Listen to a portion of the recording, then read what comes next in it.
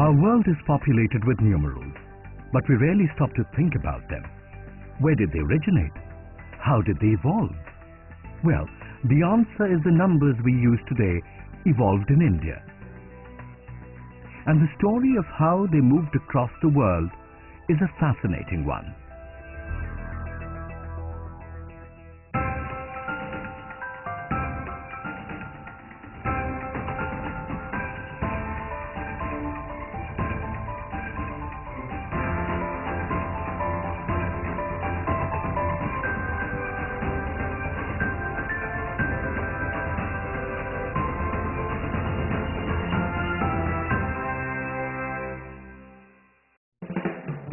Welcome to this episode of the Maths Factor, where we are going to explore the intricacies of our number system. We will become world travelers to see how numbers have evolved in different systems. We are also going to show you how both animals and babies can understand numbers intuitively. So gear up as we kickstart our journey right away.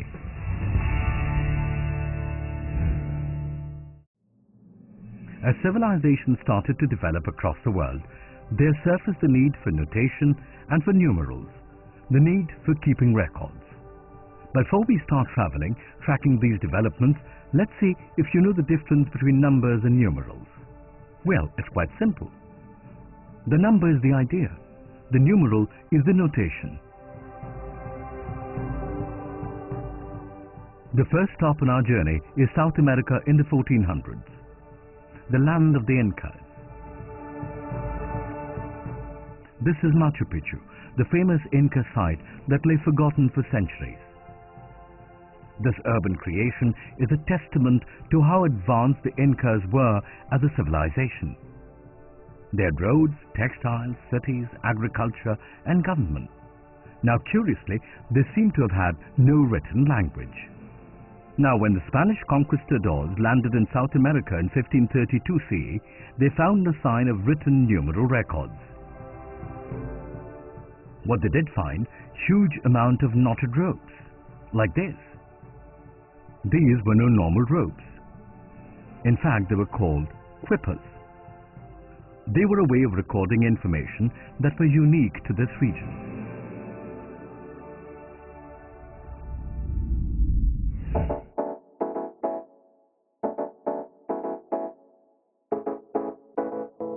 Shall we try our hand at making a quipper?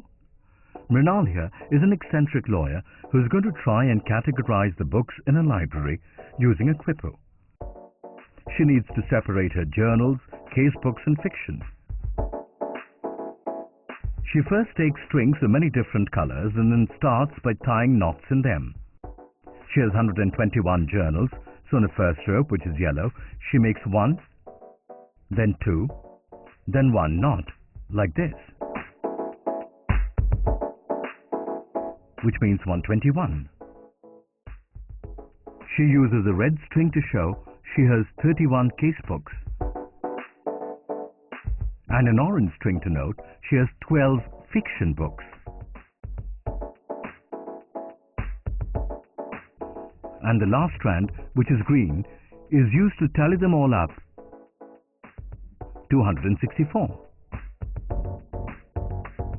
Mrinal has made a quippu that effectively categorizes her library. Real quippus were much more complex than this. Some had hundreds of strings and extra strings tied to ones hanging from the base. It is important to remember that the quippu is not a calculating device. It is just a way to store numbers. There were even special people who were in charge of deciphering the quippu, called Kippukamayaks, or keeper of the quippu. Okay, from South America we move to ancient Egypt and Babylon. First to Egypt, all the way back in 3000 BC. When we look at the pyramids and the temples constructed at that time, it is clear that a degree of mathematical sophistication was needed to build these. Some of our most important understanding of the mathematics of ancient Egypt comes from two papyruses known as the Rhind Papyrus and Moscow Papyrus. These were not treatises, but broadly lists of practical problems which were used to train people in mathematics. The Rhind Papyrus contains 87 problems, while the Moscow Papyrus contains 25. The Egyptian numeral system is visible both in artworks from the time and in monuments. From these it is clear that they used maths in agriculture, surveying and trading. Let's take a quick look at how their numbers worked. The Egyptians used hieroglyphics or pictorial signs to denote numbers. They had a special system for every power of 10, which looked a bit like this. This is 1, 10, 100, 1,000, 10,000, 100,000, 1 million. So they could write numbers all the way to 1 million. They used to use repetition to write a number. So 4,622 would look like this.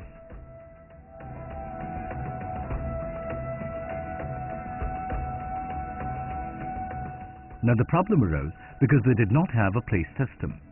Wondering why that was a problem? Well, writing 1 million was simple, but writing 99,999 required 45 symbols.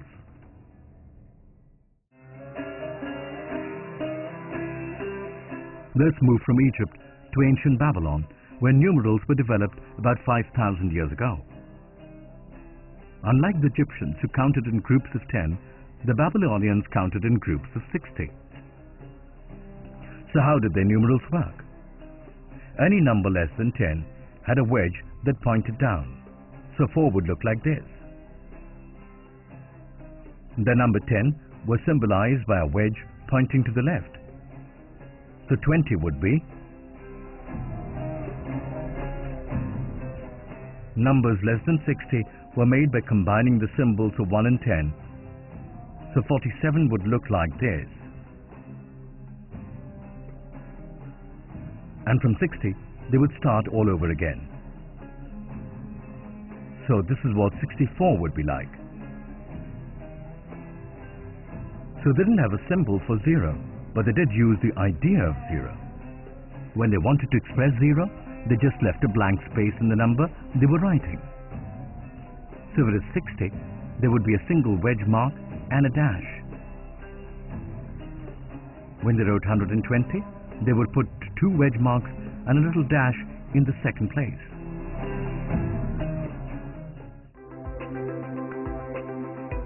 The Babylonian calendar worked in the unit of 60.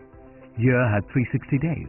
Each day was divided into 24 hours, each hour into 60 minutes, and each minute to 60 seconds.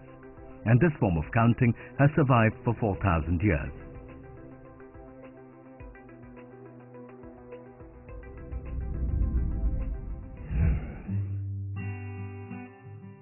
We've been traveling across the ancient world to see different forms of numerals. We could keep going. The Mayans, the Greeks, and the ancient Romans developed their own unique counting systems. We've dropped the Mayan and the Greek ways, but we still use Roman numbers today, for clocks, to denote centuries, to suffix the names of kings and tombstones, etc. Let's now see how numbers come naturally to most of us, even animals. Take a bird. She has a nest with 4 eggs. If you take 1 out, she may not notice, but when you take 2 out, she will desert the nest, because she has realized that there is a predator somewhere close. This means she can tell between 2 and 3.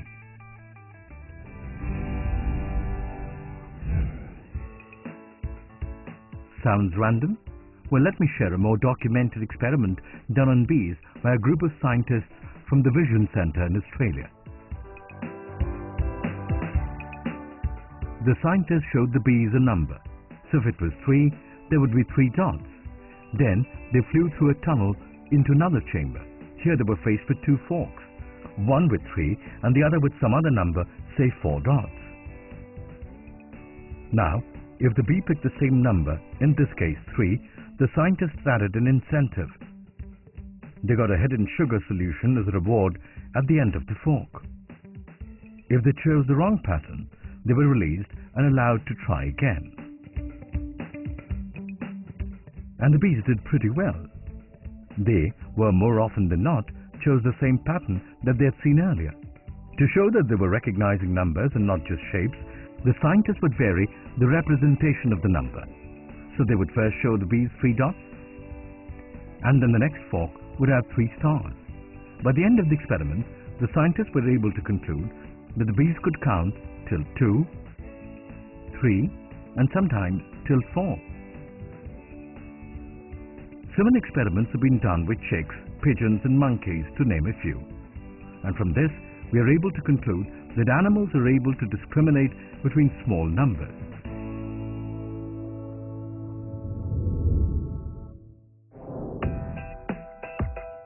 What about babies?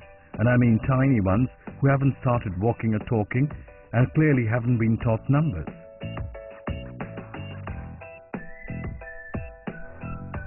Let's look at an experiment done by Karen Wynn, a scientist in the US, with a group of 32 5-month-old infants in 1992. Let us see how young Vani reacts to the same stimuli. She is first shown a doll that is then hidden behind a screen. Then another doll is added to the one behind the screen.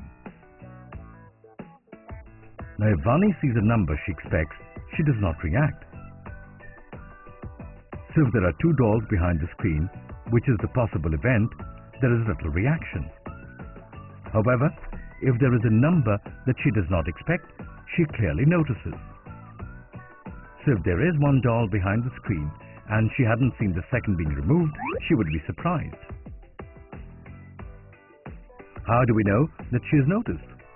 Well, because she looks at the objects for much longer. Similarly, if there are 2 dolls to start off with and one is removed, Vani is able to perceive the difference between the right answer and the wrong,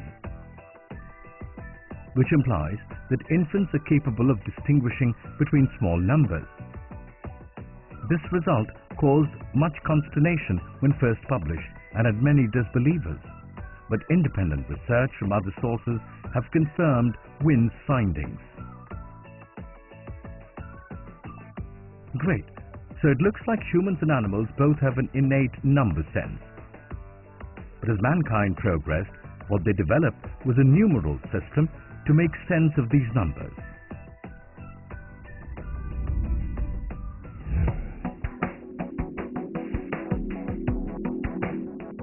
We are back to exploring the evolution of the numeral system. We've already seen how Egyptians, Babylonians, Incas, and Romans handled numbers. But none of those systems are very much in vogue today. The system we use today, the system the whole world is familiar with, is known as the Indo-Arabic system. To explore the system, we'll need to travel to ancient India and explore the mathematics of this region. So what kinds of numerals were used in India? Some early evidence is found on columns erected in India by King Ashoka in about 250 BC. Similar inscriptions are found in caves near Pune 100 BC and Nasik 200 BC. These numerals appear in a script called Brahmi. The Brahmi script, which had notation for numbers 1 to 9 as well as distinct symbols for a host of other numbers. However, what they didn't use was a 0.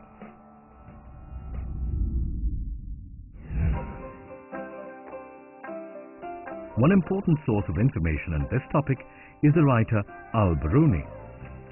Al-Biruni, who was born in modern-day Uzbekistan, came to India first in 1030. Through his numerous visits, he studied and documented the Indian number system.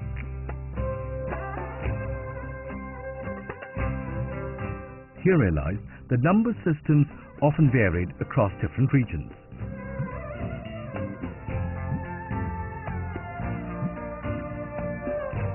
For example, the Tamils in the south of India had also evolved another numeral system, the Tamil Brahmi numbers.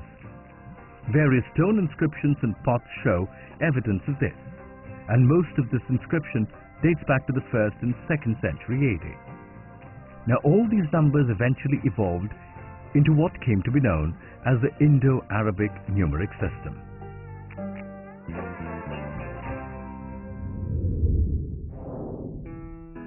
Let's explore how the system works.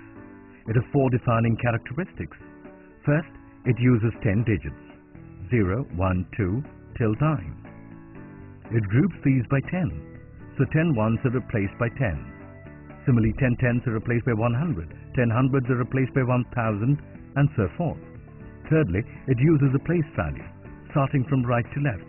So the first number represents how many ones there are, the second number represents how many tens there are, the third how many hundreds, and so on. So if we have 22 crayons, we will group 2 groups of 10 and we'll have 2 left over. We will write 22 like this. If we have 124 crayons, we have 1 group of 100, 2 groups of 10s, and 4 singles. We will write 124 like this. Finally, the system is additive and multiplicative. So if we take 124, the value of the numeral is found by multiplying each place value by its corresponding digit and then adding the resulting products.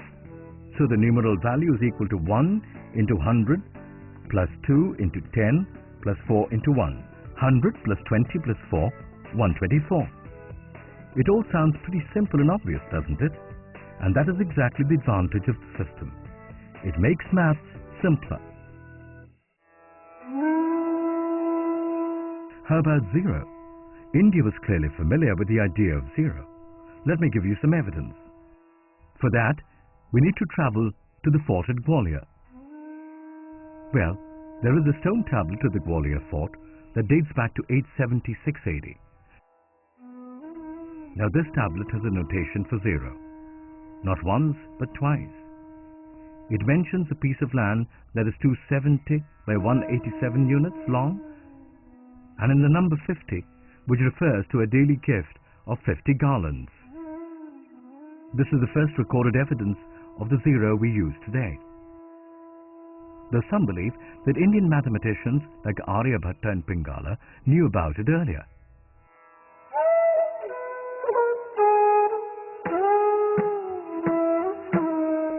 In fact, the Indian mathematician Brahmagupta also talks about zero. He writes that when you subtract a number from itself, you get zero. He added, the sum of zero and a negative number is negative. The sum of a positive number and zero is positive. The sum of zero and zero is zero. Now what made India's contribution revolutionary is the use of zero as a number rather than just a placeholder. This combined with the other numerals hugely simplifies all arithmetic operations.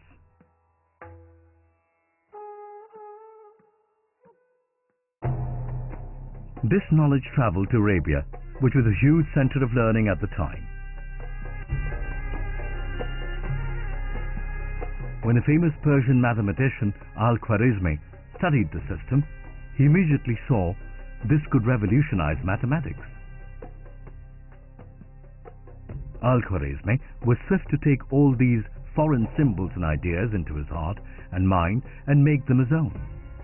His book, Kitab al-Jam wal-Tafriq bil-Hisab al-Hind, or Hindu Art of Reckoning, played a big role in spreading these concepts. This system then moved to Africa. A young mathematician called Fibonacci was exposed to this system as he lived in North Africa. He received an education from Moorish teachers.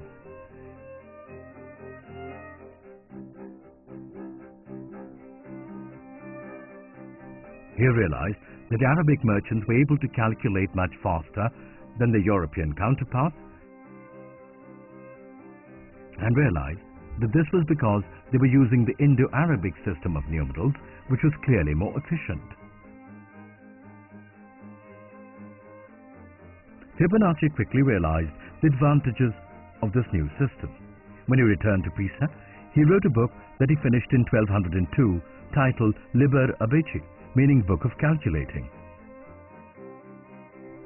This book dealt with the methods of arithmetic in the decimal system, and it eventually persuaded European mathematicians to drop the old way in favor of the new. These two systems led to a divide in Europe. In fact, there used to be mathematical competitions between the two. On one side, there were the Abacists, who used an abacus, and on the other, algorists, who used the newer Indo-Arabic systems. There's a 14th century manuscript of Boethius's The Consolations of Philosophy. There appears a well-known drawing of this kind of competition that is being judged by the goddess of numbers. Now, Europe at this time was using the Roman numerals. So if you need to write the number 1999, this is how it would look. Now imagine adding and subtracting from this. Much easier to add from 1999, right? Now we know who finally won. By 1500 CE, the newer Indo-Arabic system had won and has persevered until today. The best way actually of seeing who won is by exploring the systems used today, anywhere in the world. China, Arabia, Africa, Venezuela, languages, font, metaphors change, but the number systems are truly universal.